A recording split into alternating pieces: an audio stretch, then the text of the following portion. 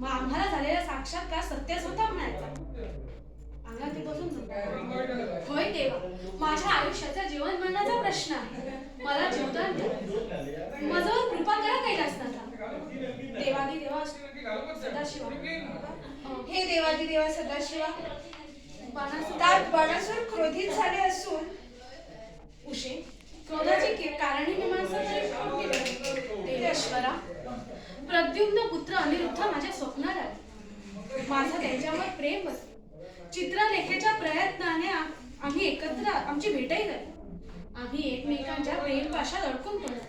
परंतु अवचित आकाश कोसळलं आणि ही वार्ता तातांना समजली. अनिरुद्ध श्रीकृष्णाचा पुत्र आहे हे कळल्यावर त्यांना कारागृहात बंद करून त्यांचे प्राण हरण करण्याची तातांनी घोषणा केली. देवा, आता मी काय करू?